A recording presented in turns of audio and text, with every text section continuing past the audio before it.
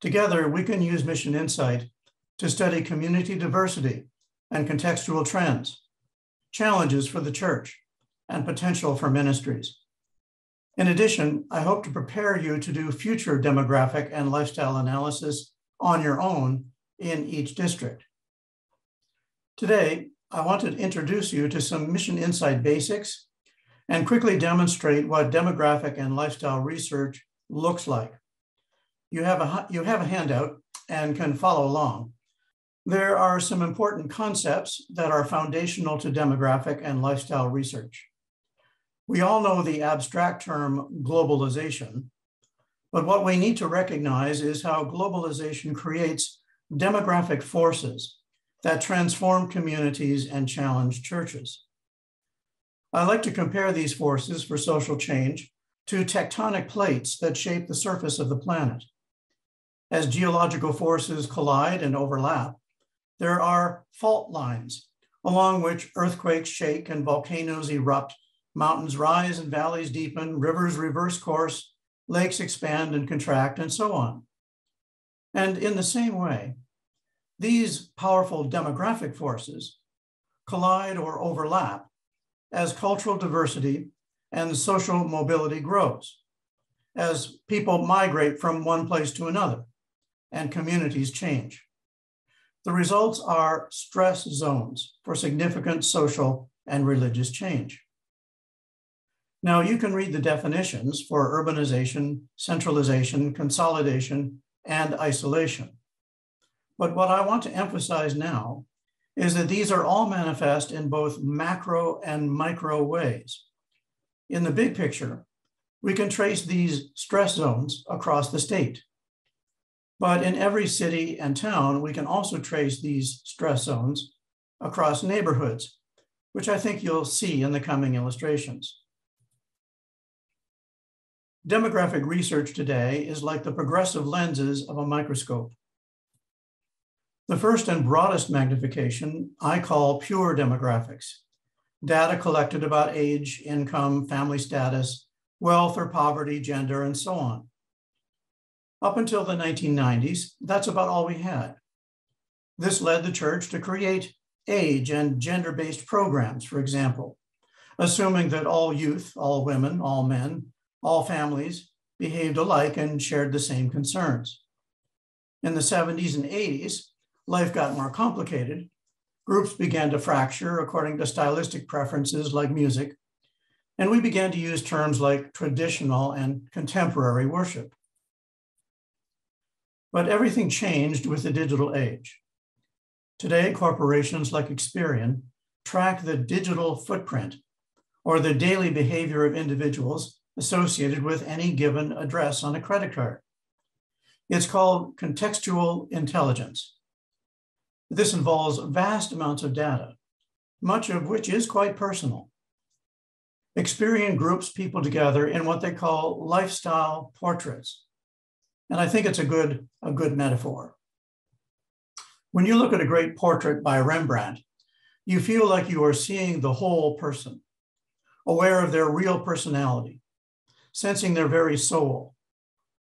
And Experian groups people together, as you can see, with shared attitudes, priorities, tastes, habits, and so on. And when you read the descriptions and see the pictures, you go beyond demographic statistics to see the real person, you might say, the real personality, the real soul of a group of people. And along the way, in doing that, you get clues that reveal their motivations to seek purpose and meaning, to seek God, that explains their religious and spiritual preferences, and helps you anticipate their hopes and expectations for Christian faith. Today, there are 71 lifestyle segments in 19 distinct lifestyle groups. Here are the first groups and segments, and here are the second group of groups and segments. Lifestyle research has now replaced pure demographics as the primary way every sector, business or retail, healthcare, public education, social service, and everyone else, does strategic planning.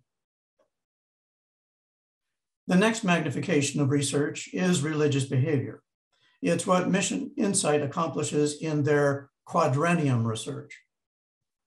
Lifestyle research allows us to explore the beliefs and the social values, life concerns, religious program preferences, reasons for church participation or non-participation, and do this in any given search area. And then finally, there is spiritual insight. Building on the clues of lifestyle behavior and religious practice, and building on decades of cross-cultural, interdenominational consulting across America, one of my contributions to Mission Insight is the development of filters and commentaries to understand the spiritual motivations that drive the quest for God and which shape the expectations for ministry and church leadership for each and every one of the 71 lifestyle segments and 19 lifestyle groups. And this resource is called the Mission Impact Guide. But let's move on for the moment and look at important research tools. The Mission Insight search engine is designed exclusively for churches and faith-based nonprofits. There is so much available data and so many valuable tools that I can't begin to explain them all in a short video. We will explore this more thoroughly in our future team coaching. But I do want to highlight 3 key tools. First, thematic mapping. Thematic mapping is used mainly to explore lifestyle diversity. Each of the 71 segments defined by Experian is assigned a code and a color.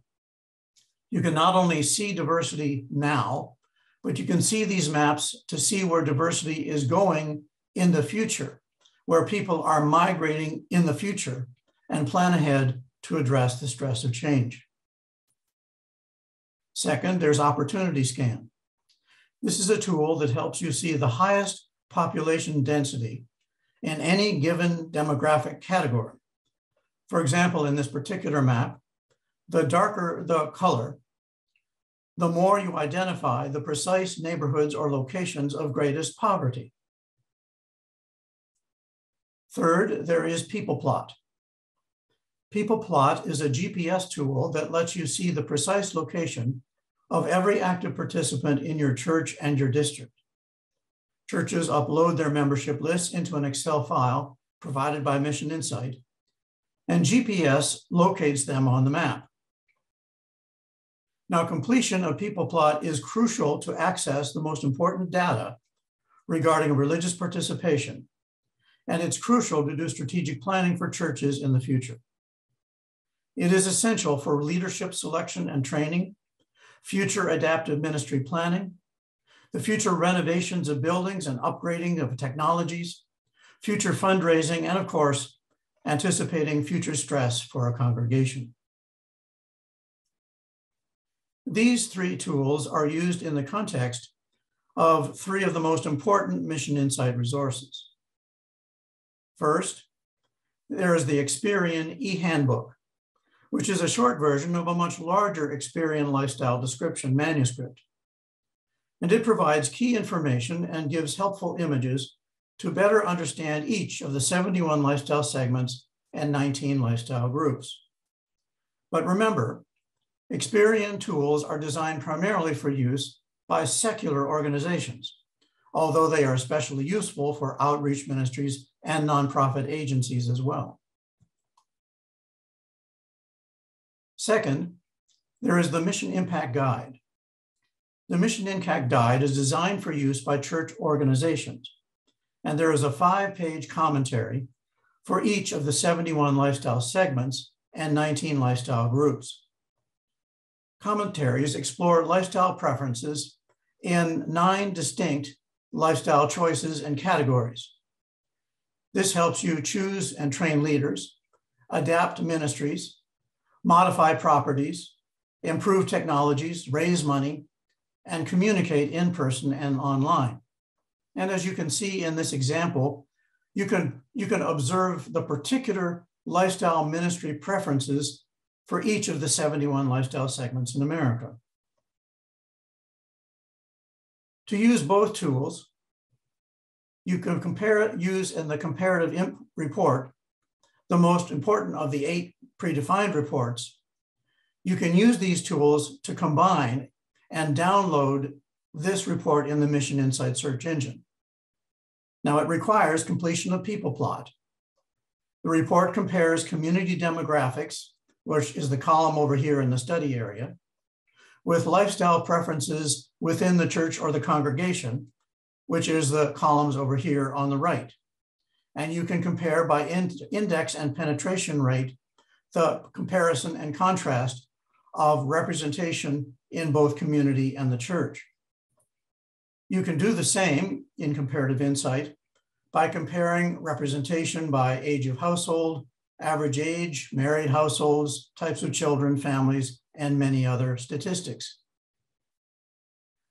This is especially useful in conjunction with thematic mapping, because you can see which lifestyle segments are most influential, shaping the culture of any given community and any given church. To use both tools and resources, you must define a search area, and you must upload people plot. Fortunately, we are training a number of Mission Insight analysts to be deployed in every conference and district. The district teams can anticipate seeing 3 different kinds of maps for different kinds of search areas. I am writing a detailed map and commentary for each of the 11 districts in Baltimore-Washington and Pennsylvania-Delaware conferences. Each will be a 12 or more page commentary and identify what I think are the most important demographic, lifestyle, and religious facts and trends you need to know now for future planning. Our first face-to-face coaching sessions will take place once you have received and digested this report. A second kind of map, as I mentioned at the very beginning, is about shifting demographic forces that create stress zones of change in communities and churches. And I will be developing a series of maps and commentaries exploring these stress zones, many of which cross district boundaries, and identifying the churches most impacted by current and future stress. And this will help you as a district adapt and initiate ministries relevant to the mission field. And finally, as we meet together for the future, each district will help identify particular hotspots or urgent needs that require further demographic and lifestyle research. And these will use opportunity scans and other resources to focus both congregational ministries and outreach programs. Each district in your handout has a brief illustration of the mapping strategy in your handout. And very, very, very briefly, let me walk you through some examples. Here, for example, is the Delaware district in Pennsylvania-Delaware Conference. And you see not only the district shape, but also circled what I have seen as a stress zone within the ministry of that district. And as you become more familiar with colors and codes and lifestyle segmentation and mission impact commentaries, you'll be able to see this as I do and begin to see this stress zone here as urbanizing lifestyle segments that are more cross-cultural and biracial are traveling down transportation corridors into more established small towns and rural areas, changing the population, changing the churches, and bringing stress to all sectors in the community.